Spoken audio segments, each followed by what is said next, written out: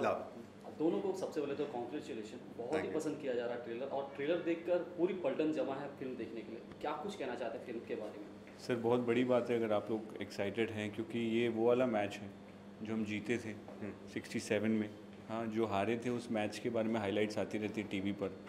तो आइए देखिए कि किस तरह से हम जीते थे और क्यों इस बारे में बात नहीं करी गई है, कि क्यों लोगों को नहीं बताया गया है, वो पता नहीं उसका रीज़न क्या है, किस दबाव में नहीं बताया गया। I have no idea about that. लेकिन ये एक एपिसोड है, एक चैप्टर है जो हिस्ट्री के पन्नों से गायब हो गया कहीं ना कहीं। और जो हमने चाइना की अगेंस्ट एक बैटल जीती थी, उसके बारे में जेपी सर आपको कुछ बताना चाहते हैं और पलटन के थ्रू बता रहे हैं। तो हर्ष ने कुछ कारण दिए, मैं भी आपको कहना चाहूँगा मेरे लिए या ऑडियंस के लिए, दर्शकों के लिए सबसे बड़ा कारण तो ये होना चाहिए कि जेपी दत्ता साहब की फिल्म है और वो काफ़ी साल बाद वापस आ रहे। वो ऐसे फिल्म मेकर नहीं है तो फिल्में जल्दी बनाते रहते, बस समय निकालते हैं, समय के बाद एक ऐसी फिल्म लाते हैं जो अलग होगी। तो ये पहला कारण है। दूसरा कारण, जैसे हर्ष ने कहा, ये हमारे देश के इतिहास के बारे में है। हम कितना जानते हैं इस इंसिडेंट के बारे में, मैं तो यकीन के साथ कह सकता हूँ कि आप बिल्कुल नहीं जानते।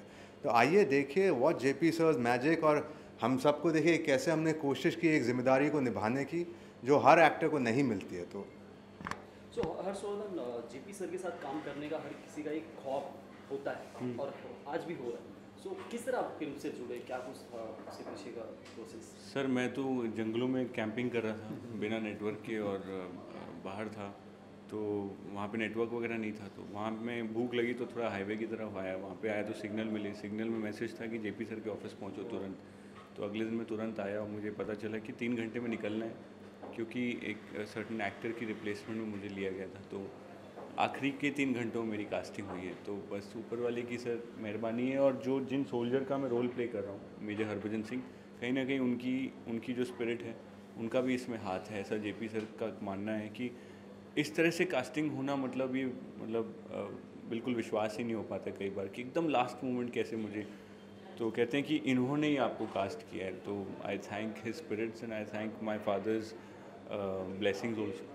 मतलब आपके लिए तो और प्रेशर वाली भी बात है कि डेब्यू करना और जेपी सर के साथ करना, एक रिस्पॉन्सिबिलिटी के साथ एक प्रेशर भी है आपके लिए। जी, सो आप इसको किस तरह लेते हैं? देखिए पहली बात तो बहुत कम लोग याद भी करते हैं या जानते हुए कि ये एक्चुअली मेरा डेब्यू नहीं है। पर टेक्निकली अगर मैं भी सोचूं तो मैं इसको मानता हूँ कि मेरा डेब्यू है, क्योंकि एक नई शुरुआत है। एक एक्टर जो अच्छे रोल को ढूंढ रहा था, काफ़ी समय से ढूंढ रहा था, जो अपने आप कोशिश करता है, उसको ऐसी फिल्म में रोल मिलना या ऐसी फिल्म में किसी के ज़िंदगी को पेश करना, निभाना स्क्रीन पे, वो हर एक्टर को नहीं मिलता है मौका। और मैं हर जगह कहता हूँ कि मैं कभी ये जो जेपी साहब ने मेरे लिए किया है वो कभी भूल नहीं पाऊँगा। और कभी ये तो मतलब मेरे लिए गर्व की बात है कि मैं उनके फिल्म में हूँ। And I can never thank him enough, क्योंकि जैसे जब मैं आया था मिलने उनसे, तो मिले मुझसे, ज़्यादा बातचीत नहीं की और सिर्फ इतना कहा कि कि डोंट वरी, मैं तुम्हारे लिए बेस्ट करूँगा, अंग्रेज़ी में उन्होंने कहा था। और मैं चला गया और फिर 2 हफ्ते या 3 हफ्ते बाद मुझे यहाँ पे अपने जन्मदिन पे बुलाया और इस पिक्चर के लिए साइन किया। एंड हाँ, ये गिफ्ट ही है, मतलब कि ये जेपी सर का गिफ्ट है, ये भगवान का गिफ्ट है, या जो फौजी भाइयों जिनकी जान गई है उनका गिफ्ट है। मुझे आज तक समझ में नहीं आया, पर ये गिफ्ट है। एंड ये गिफ्ट मैं कभी रिटर्न गिफ्ट इसका दे ही नहीं सकता हूँ। मतलब आप वैल्यू नहीं कर सकते, वैल्यू ऐड नहीं कर सकते। रिटर्न गिफ्ट दे रहे हैं, लव ने परफॉर्मेंस दी है बहुत अच्छी, और उन्होंने अपनी जान डाली है इसमें। तो यही रिटर्न गिफ्ट है जो सोल्जर्स हैं उनकी फैमिली के लिए, कि हमने अपनी ऑनेस्टी से काम किया और उम्मीद है कि उनको उनका सर ऊंचा हो जाए देखने के बाद। सो हर्षवर्धन, जेपी सर के साथ काम करना मतलब एक इंस्टीट्यूशन के साथ काम करना, सीखना, क्या कुछ आप सीखे सेट पे और क्या कुछ माहौल था सेट का? सर मैं तो थोड़ी एक्टिंग सीख के आ गया हूँ, बाकी लव से पूछ लो। मैं सेट पे तो बहुत कुछ सीखने को मिलता है, पर क्योंकि मेरे पास जेपी सर के साथ और समय था, शूट के 3 महीने पहले मैं ऑफिस आता था हर 1-2 दिन और बैठता था यहाँ पे, तो मैं समझ गया कि जेपी सर कब वो खुश हो रहे हैं और कब वो नाराज़ हो रहे हैं। और जब नाराज़ हो रहे हैं तो सीधा उसी वक्त गलती को ठीक कर दीजिए, नहीं तो फिर भैया समझ लीजिए मतलब कहानी कुछ और ही होने वाली है। बट यही है कि आप जब एक्टर डायरेक्टर साथ में समय बिताते हैं तो दोनों के लिए बहुत अच्छी बात होती है। एंड आई फील कि ऑल ऑफ अस, जैसे हर्ष, बाद में क्या हो कि हर्ष और सब लोग आ गए तो टाइम कम हो गया, कि फिर बाकी सबका टाइम स्पेंड ना, हाँ बट गया टाइम एग्जैक्टली। और बट यही था कि आई अंडरस्टूड कि सर की सोच क्या, और कितने लर्नड और मतलब कितने लर्नड और कितने अलग है वो कि दूसरे फिल्म मेकर से। एक्चुअली आज की तारीख में वो इकलौते एक ओशन है, मैं कहूँगा एक पूरे समुद्र है इमोशंस के और नॉलेज के। तो वो एक उनके, हम तो कुछ बूंदें और कुछ एक चंद मिलीलीटर पानी हमको मिला उसमें से, लेकिन I think his daughters are so lucky to having spend so much time with him. उनके जो बाकी एक्टर्स हैं जो जिनको वो रिपीट करते हैं, वो लोग कितने लकी हैं, क्योंकि जेपी सर, हाँ नहीं सर, हम सारे ही आने वाले हैं उनकी अगली फिल्मों में और मुझे पूरा विश्वास है। लेकिन द फैक्ट उनके साथ जितना आप टाइम बिताएंगे ना, छोटी छोटी चीज़ों के बारे में आपको इतना कुछ बताते रहेंगे। जो बिगुल हम सुनते हैं, आमी का जो बिगुल होता है, जो लास्ट पोस्ट जिसे कहा जाता है, तो वो क्यों है, वो कहाँ से आया? वो एक मार्टर के 17 या 18 साल का मार्टर था, उसकी जेब में मिला था। तो उसकी लास्ट, मरने से पहले उसकी लास्ट नोट्स जो उसने बनाए थे वो था। So that now has been taken by the government and the army and that is played, जो हम सुनते हैं। तो ये छोटी छोटी कहानियाँ गूगल पे भी नहीं मिलेंगी। तो वो जेपी सर के साथ खड़े रहो ना थोड़ी देर, तो वो एक कहानी आ जाती है बाहर। तो हम लोग यही मौका ढूंढते हैं कि कब थोड़ी और नॉलेज मिले। हर्षवर्धन, आपने ये भी देखा होगा आज इस तरह की फिल्मों को ऑडियंस प्यार दे रही है। पहले इतना ऑडियंस इंटरेस्ट नहीं दिखते, तो उसके बारे में क्या कुछ टेक है? नहीं सर, ऑडियंस मैं ऐसा नहीं मानता हूँ। आई थिंक एवरी 10 ईयर्स ऐसा एक वक्त आता है, वो एक साइकिल होता है सर। हर 10 साल के बाद है ना, कुछ एक लव स्टोरीज़ का एक दौर आता है अचानक, फिर अचानक से एक वॉर फिल्म्स का दौर आता है, और फिर अभी हमारे एक और एक्टर आ गए हैं। नमस्कार, हाय हाय हाय हाय, सॉरी मैं सिद्धांत थोड़े नहीं मजाक कर रहा तो एवरी 10 ईयर्स आई थिंक एक दौर आता है, और उसमें एक वॉर फिल्म्स का दौर आता है, फिर लव स्टोरीज़ का दौर आता है, फिर अचानक बैंक रॉबरी पे फिल्में बनने लगती है, फिर अचानक कॉमेडी का दौर आ जाता है, फिर एक्शन का। सो ऐसा नहीं कह सकते कि अभी हो रही हैं ये फिल्में हिट। बॉर्डर तो 20 साल पहले आई थी, तो वो भी हिट हुई थी। तो लेकिन अभी डेफिनेटली जो आप कह रहे हैं, इट्स अ गुड ऑब्जर्वेशन, और I think people have finally taken notice of what our soldiers are doing at the border. And JP sir से बढ़िया इस बात को कोई और डिपिक्ट नहीं करते हैं। इंडिया में पहले डायरेक्टर हैं जिन्होंने 3 फिल्में बनाई हैं, वॉर ट्रिलॉजी कंप्लीट करी है। So we are just lucky to be a part of that. तो सिद्धार्थ, आपसे भी जानना चाहिए क्या कुछ जेपी सर ने आपको दिया नॉलेज के तौर पर, क्या कुछ सीखने मिला उनसे, और कैसा एक्सपीरियंस है उनके साथ काम करके? एक तो पहले चीज़ मुझे जो सीखने मिली वो है डिसिप्लिन और डिसिप्लिन और डिसिप्लिन। एक आर्मी में जितना एक आर्मी अफसर, जितना एक आर्मी जवान डिसिप्लिन होता है, उतनी ही डिसिप्लिन से हम लोगों ने हमारी फिल्म की है। जब हम लोग ने शॉट दिया है, ऑफ कोर्स मस्ती तो हो रही थी when the shots were not been taken, लेकिन जेबी साहब से जब भी मैं मिला हूँ, मैं एक नई चीज़ सीख के गया हूँ। Be it discipline, be it a rank of a soldier, be it how to even say a dialogue. तो मतलब इतना एक्सपीरियंस जेबी साहब को है, तो वो एक्सपीरियंसेस, वो कहानियाँ जो उनकी एक्सपीरियंसेस हैं, उनसे हम जितना सीखे हैं वो अनगिनत है। क्योंकि जब मैं अभी मिल के आया, अभी कुछ सीख के आया हूँगा दिमाग में, मेरे सबकॉन्शियस माइंड में मुझे पता नहीं मैं क्या सीख के आया हूँ। तो he is a living legend, he is a living teacher, he is a living father figure, and he is our major general of the film. So Siddharth, क्या कुछ प्रिपरेशन करी थी आपने इस फिल्म के लिए? मैंने तो मैंड्रिन चाइनीज़ सीखी थी। इस फिल्म में 50% 60% मेरे डायलॉग जो है वो है चाइनीज़ और मैंड्रिन में। तो ये सीखा है। सिगरेट कम पीना सीखा, वर्कआउट शकआउट किया, एक नौजवान कैसे सलाम ठोकता है, कैसे खड़ा होता है, कैसे चलता है, हथियार कैसे पकड़ते हैं अपने। स्टार्टिंग में मैं रैंक्स से थोड़ा ऊपर नीचे हो गया था, क्योंकि ये लोग सीनियर्स हैं मेरे फिल्म में।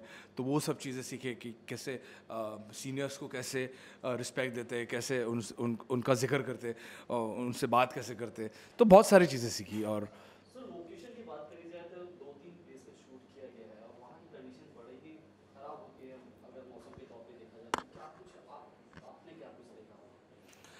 लद्दाख मैं ज़िंदगी में फ़र्स्ट टाइम गया, और मेरी फेवरेट जगह हो गई वर्ल्ड में, इज़ हेवन ऑन अर्थ।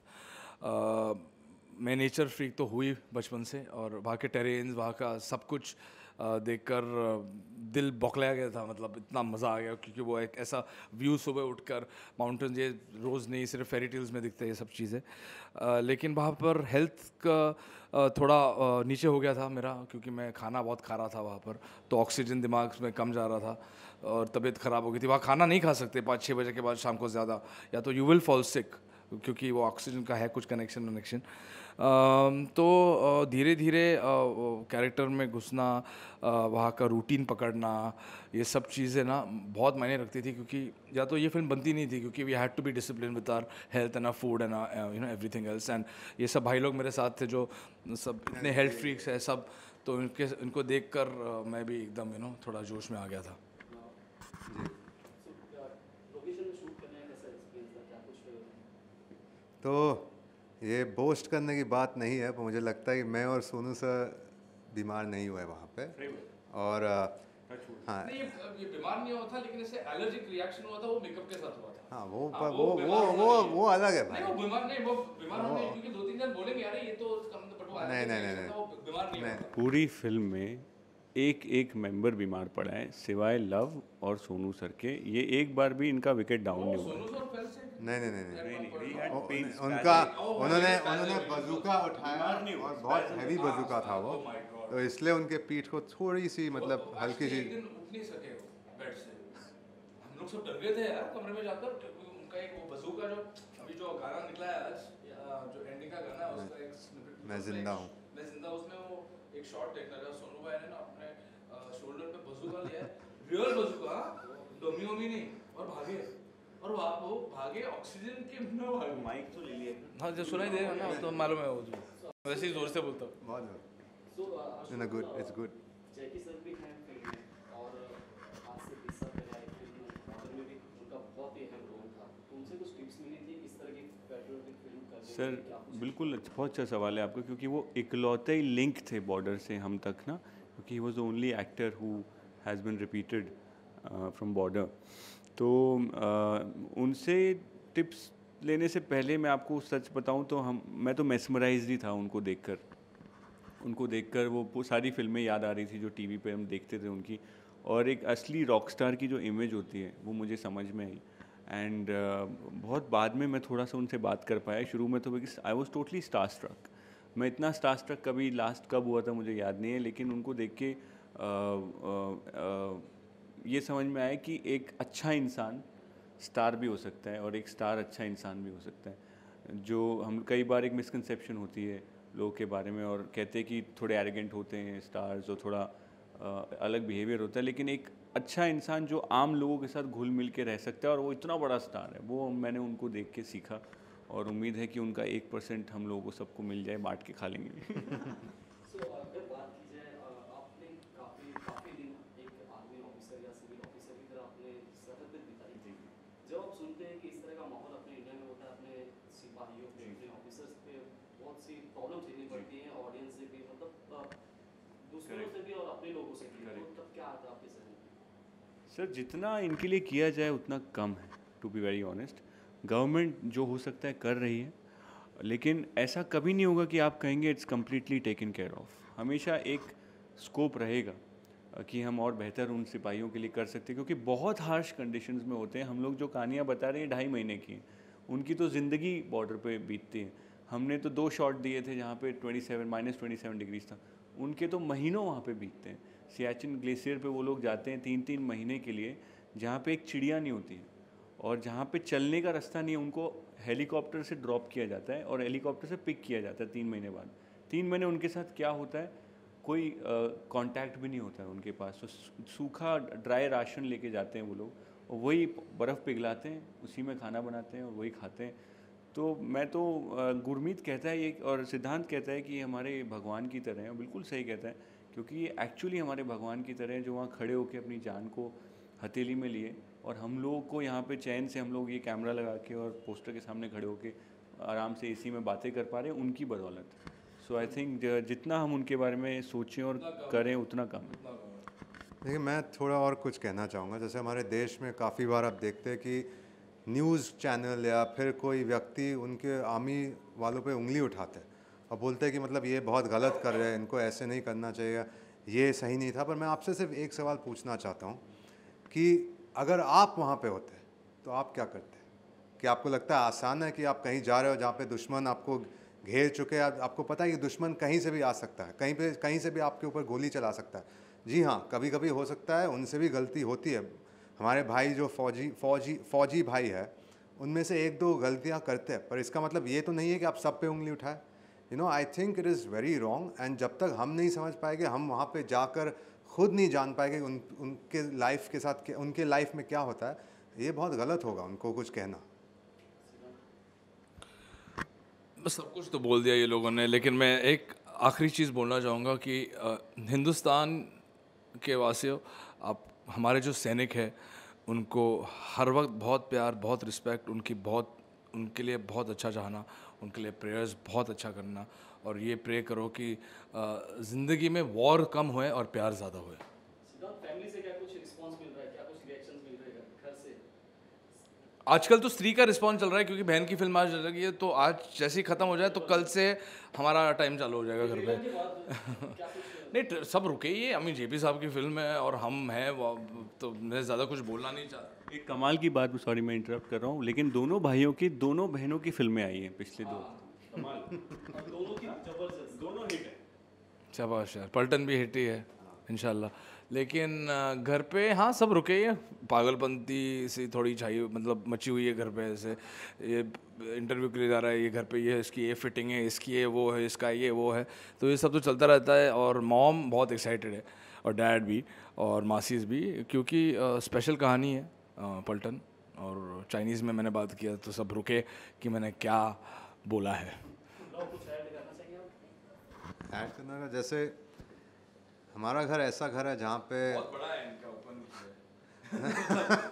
नहीं, वो घर की बात कर नहीं, जैसे कि जब मेरे माता पिता को पता चला कि जेपी सर ने मुझे साइन किया है, तो आप सोचिए कि माँ बाप जो रुके अपने बेटे के लिए कि उसको एक अच्छा मौका मिले, एक काम दिखाने का एक मौका मिले, जब ऐसा न्यूज़ उनको मिलता है तो उन पे मन में क्या खुशी, कितनी खुशी आई होगी।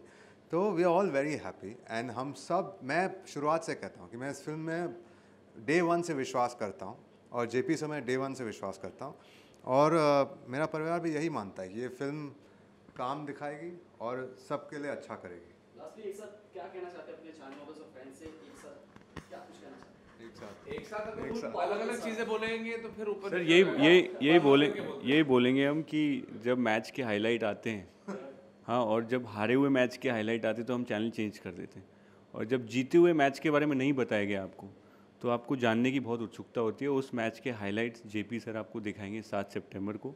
आइए और देखिए कैसे हम लोगों ने छक्के और चौके मारे और चीन को बुरी तरह से झिंझोड़ दिए हैं। तो मैं थोड़ा सीरियसली बात कहना चाहूँगा कि ये सिर्फ एक फ़िल्म नहीं है, ये इतिहास की एक कहानी है। और इसमें आप, ये फिल्म में आप देखेंगे कि हमारे सिपाही भाइयों के साथ क्या होता है और क्या हुआ था। एक ऐसी कहानी जिसके बारे में आपको बिल्कुल पता नहीं। तो आई थिंक आपका बहुत कारण है फिल्म देखने के लिए, पर फर्स्ट जेपी सर, और उसके बाद ये फिल्म की कहानी, और उसके बाद हम सब जो है फिल्म। ये दोनों ने जो बोला ना, वही मेरे लिए पलटन एक फिल्म नहीं है, एक इमोशन है, एक कहानी है जो इस दुनिया को बोलना ज़रूरी है। प्लीज़ आकर देखिए 7 सितंबर को। हम लोगों ने बहुत मेहनत की है, लेकिन जो सैनिक जो वहाँ पर मेहनत करते हैं उनका तो अलग ही है कुछ। हम लोगों ने छोटा सा किरदार निभाया है, उनके लिए प्लीज़ आकर देखिए।